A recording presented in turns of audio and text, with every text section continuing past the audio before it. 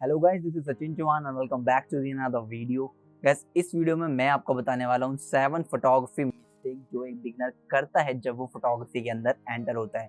Plus मैं बताऊंगा कि हाउ टू फिक्स, आप उन मिस्टेक को किस तरीके से फिक्स कर सकते हैं, या मैंने जब वो मिस्टेक करी तो मैंने किस तरीके से उन्हें फिक्स किया।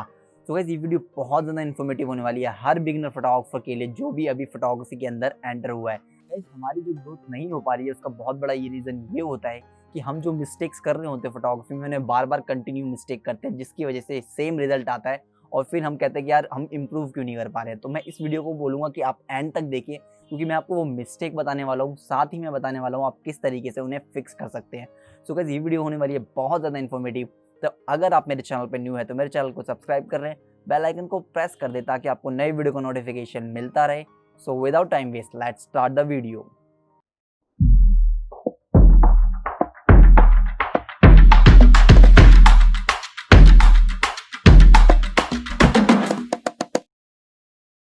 तो गाइस, सबसे पहली जो मिस्टेक है वो है कि आप किस फॉर्मेट में अपनी फोटोग्राफ क्लिक कर रहे हो, आपको पता होना चाहिए। बेसिकली दो तरीके के मेन फॉर्मेट जो होते हैं, एक जेपैग और एक रॉ। रॉ फॉर्मेट जो होता है वो एक हाई जो अनकम्प्रेस्ड फाइल होती है आपके कैमरे की, वो होती है, और एक जेपैग जो है वो एक कंप्रेस्ड फाइल होती है।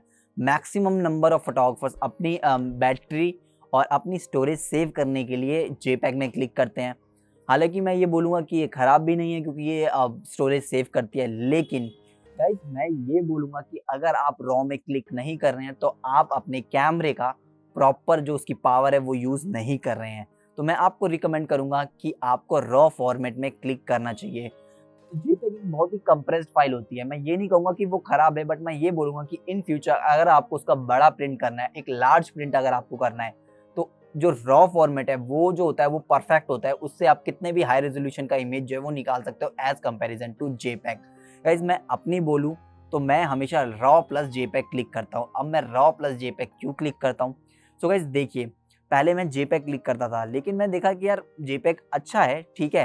क्योंकि मैं स्ट्रीट फोटोग्राफी करता हूँ तो मैं बहुत ज़्यादा क्लिक करता हूँ, तो इसलिए मैं जेपीईजी क्लिक करता था।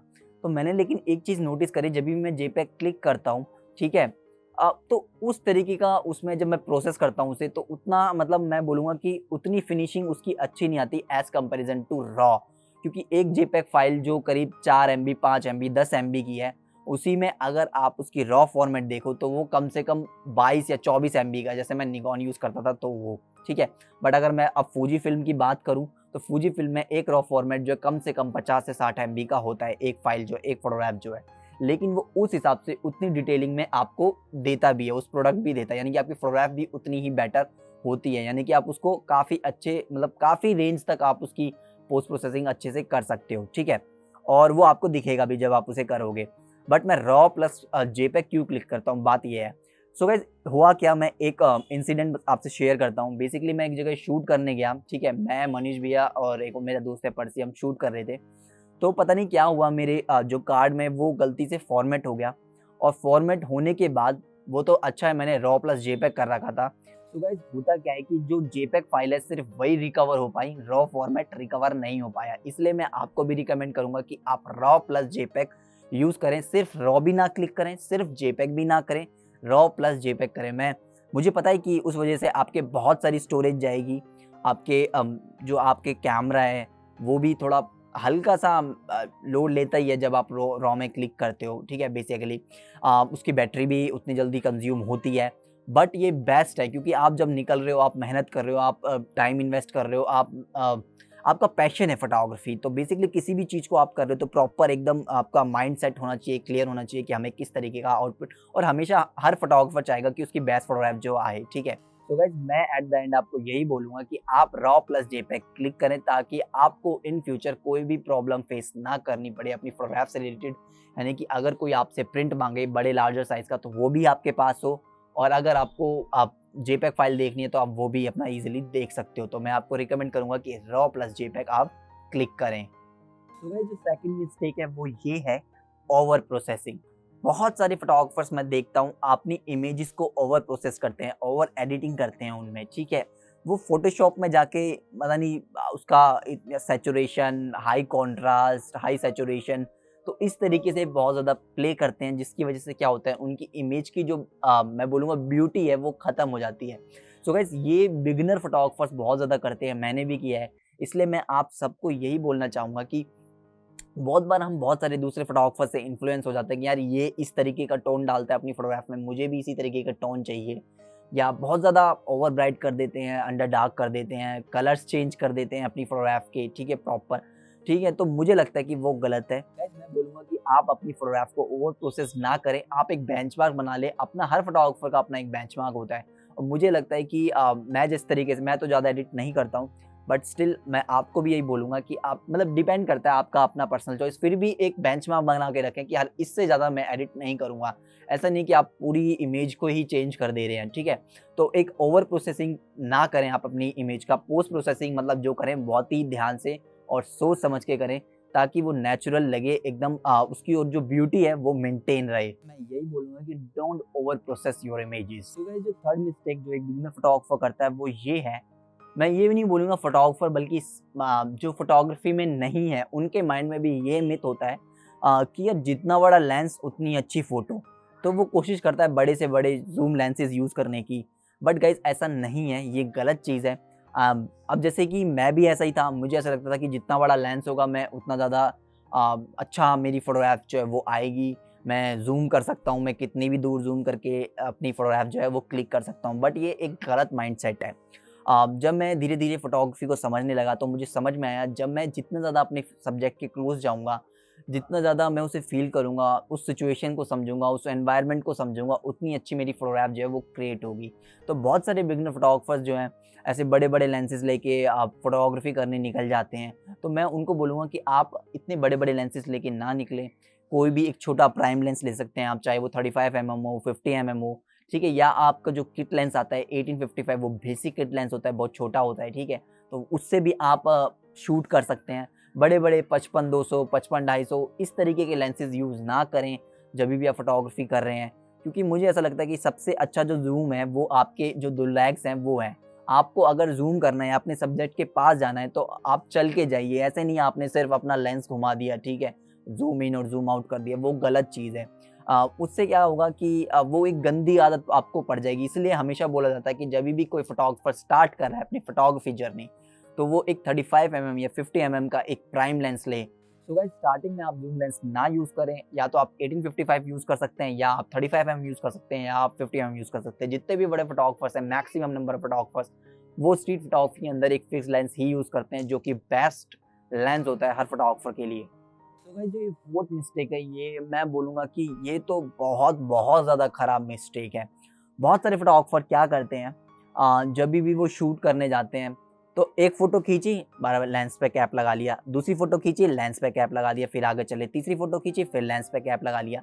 अरे भाई, हमें क्या पता है कि मूवमेंट कहाँ पे बनने वाली है, क्योंकि जो मूवमेंट्स होती हैं वो सेकंड्स का खेल होती हैं। मैं कहूँगा सेकंड भी नहीं, फ्रैक्शन ऑफ सेकंड्स का खेल होती है। जैसे आपकी शटर स्पीड होती है, ठीक है? 1 सेकंड के 500वें हिस्से में पता नहीं कब मूवमेंट क्या हो जाती है। आप लेंस पे बार-बार कैप लगा लेते हैं, ठीक है? आप शूट कर रहे हैं, ठीक है? तो वो मेरे को लगता है कि डिस्ट्रैक्ट करता है आपको, सिंक आपका जो आपने मतलब उस एनवायरनमेंट से आपको डिस्कनेक्ट करता है, ठीक है? बार-बार आप लेंस लगा रहे हैं, शूट कर रहे हैं, लेंस लगा रहे हैं, आई मीन लेंस पे कैप लगा रहे हैं। तो वो चीज़ बहुत ज़्यादा गलत है। आप अवॉइड करें लेंस कैप को जब आप शूट करने जा रहे हैं, ठीक है? या तो आप 1 घंटे खाना खाने के लिए बैठ गए, तब आप लेंस कैप लगा सकते हैं, ठीक है? बट आप ऐसे स्ट्रीट्स पे चल रहे हैं और लेंस कैप लगा रहे हैं, तो वो बहुत गंदी हैबिट है, आप वो ना करें, क्योंकि आपको नहीं पता आपको मूवमेंट कब मिलने वाली है। हो सकता है कि आप लेंस कैप, क्योंकि मैंने खुद ने ये देखा है, मैंने मेरे खुद के साथ एक्सपीरियंस हुआ है। मैंने यहाँ से, मैं बहुत बार ऐसा होता है, मैं कैमरा यहाँ से उठा के यहाँ लाया और मूवमेंट मिस हो गई। ठीक है? तो वो ना करें आप। और इस मतलब ये तो देखिए ना, आप यहाँ से यहाँ उठाने में भी मूवमेंट मिस हो जाती है। तो आप सोचिए, आपने अगर लेंस कैप लगा रखा है, आप लेंस कैप लगाते हैं, निकालते हैं इसे यहाँ से, तो बहुत टाइम, इतने मतलब मूवमेंट निकल जाएगा। मूवमेंट इज़ लाइक दिस, इतनी जल्दी जो है फ्रैक्शन ऑफ सेकंड का खेल होता है, सारी जो मूवमेंट्स होती है। तो लेंस कैप अवॉइड करें जब आप शूट कर रहे हैं। आप खुद नोटिस करेंगे कि आपके फोटोग्राफ जो है उनमें इम्प्रूवमेंट आएगा और आप मूवमेंट मिस नहीं करेंगे। सो अवॉइड लेंस कैप। एक प्रॉब्लम है जो मुझे लगता है कि बहुत सारे फोटोग्राफर के माइंड में रहती है इस तरीके के क्वेश्चन जब वो बिगिनर होते हैं। या तो उनको ये लगता है कि सामने वाले फोटोग्राफर को जब भी वो इंस्टाग्राम पे देखते हैं या कहीं पे देखते हैं, उन्हें ऐसा लगता है कि यार इस फोटोग्राफर की फोटोग्राफ अच्छी इसलिए आ रही है क्योंकि इसके पास ये पर्टिकुलर ये लेंस है और ये कैमरा है, ठीक है। और ये मैं बोलूँगा कि सबसे बड़ा मिथ है आपका, ये आपके माइंड की प्रॉब्लम है। आपको लगता है कि अगर आप वो लेंस या वो कैमरा ले लेंगे, तो आपका भी जो काम है वो इम्प्रूव हो जाएगा, आपको भी उस तरीके का जो आउटपुट है या उस तरीके की फ़ोटोग्राफ मिलने लग जाएगी। गाइस जो फ़ोटोग्राफ है वो विज़न से क्लिक होती है, ना कि कैमरे से, ठीक है? Camera is just a instrument. सारा खेल आपकी आई का और आपके माइंड का है। आपने कितना उसे प्रिपेयर किया है, कितना उसको मैच्योर बनाया है, कितनी प्रैक्टिस करी है, तो सारा खेल इस चीज़ का है। तो गाइस बहुत सारे बिगिनिंग में फोटोग्राफर्स या बिगिनिंग में नहीं, बाद में भी बहुत सारे फोटोग्राफर्स का ये माइंडसेट होता है कि अगर मैं ये महंगा लेंस ले लूँगा या मैं ये महंगा कैमरा ले लूँगा तो मेरी कमाल की फोटोग्राफी हो जाएगी। ये बहुत गलत चीज़ है और वो इस तरीके से जिनके पास पैसा होता है वो पैसा अपना वेस्ट करते रहते हैं। कभी कोई लेंस खरीदते हैं, कभी कोई। आप बिलीव नहीं करेंगे, मैं जितने भी फेस्टिवल जीता हूँ ना, मेरे पास 30,000 का कैमरा था, निकॉन D5200, ठीक है? उसके अंदर D5200 यानी कि बॉडी और उसके साथ में 1855 mm लेंस। मैंने सारी की सारी total not even a single shot मेरा किसी और कैमरे से नहीं है। सारे के सारे कैमरे मैंने उस 30,000 के कैमरे से लिया है और मैं इंटरनेशनल कॉम्पिटिशन्स मैंने जीते हैं। तो वो ये नहीं कि मेरे पास लाइका था या वो ये नहीं कि मेरे पास फूजी फिल्म का X-T2 था या X-T3 X Pro 3 था। इस वजह से नहीं हुआ, वो मेरे बिलीव, मेरे एक्सपीरियंस, मेरे पैशन, मेरी प्रैक्टिस, इस वजह से हुआ है। तो आपको अपने कैमरे पे बिलीव करना होगा, चाहे वो आपके पास 10,000 का कैमरा है या 25,000 का कैमरा है या 1,00,000 का कैमरा है, ठीक है? आपको अपने लेंस पे बिलीव करना होगा, आपको अपनी स्किल्स पे बिलीव करना होगा और सबसे मेन चीज़, आपको अपनी मेहनत और प्रैक्टिस पे बिलीव करना होगा। जब आपको ये लगेगा ना कि सर सारा खेल प्रैक्टिस का है, तो आपको ना 5,000 का भी कैमरा दे दो ना फ़ोन में, मतलब जो फ़ोन दे दो, ठीक है?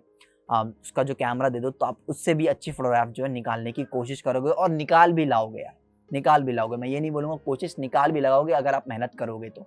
तो इस माइंडसेट को निकाल दो और अपना पैसा जो है वो वेस्ट करना बंद करो महँगे-महँगे गियर्स पे।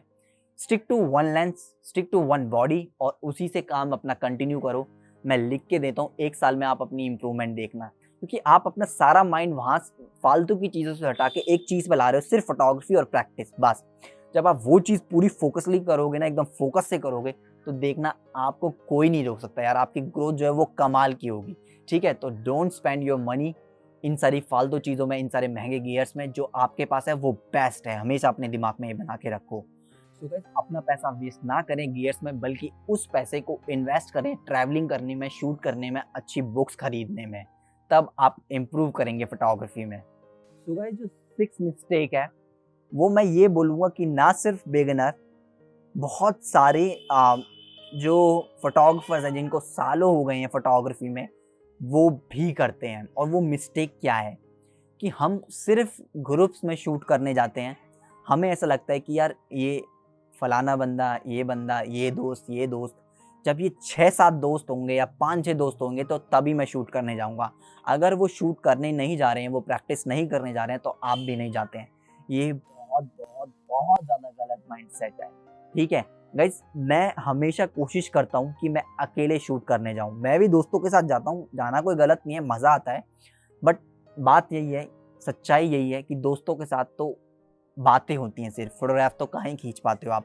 आप डिस्कस कर पाते हो, उन्हें अपना काम दिखा पाते हो या दूसरों का काम देख पाते हो। क्योंकि जब आप अकेले होते हो ना, तो आप एक खुद से बात करते हो, चीज़ों को समझते हो और अच्छे से ऑब्ज़र्व करते हो, क्योंकि आपके पास कोई और नहीं है, आप सिर्फ आप हो, आपका कैमरा है और एनवायरनमेंट है, ठीक है? गाइस जब आपके साथ आपके कैमरा है, तो आपको किसी और की क्या ज़रूरत है, ठीक है? तो ट्राई टू शूट अलोन।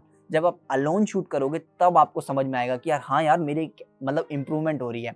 अगर मैं अपना शेड्यूल बताऊँ बिफोर कोरोना, तो मैं 3 बार शूट करने या 3 या 4 बार 1 वीक में शूट करने जाता था, जिसमें से मैं 2 से 3 बार अकेले और 1 बार मैं अपने ग्रुप के साथ जाता था, क्योंकि उनके साथ जाना भी अच्छा है, क्योंकि बहुत सारी चीज़ें सीखने को मिलती हैं।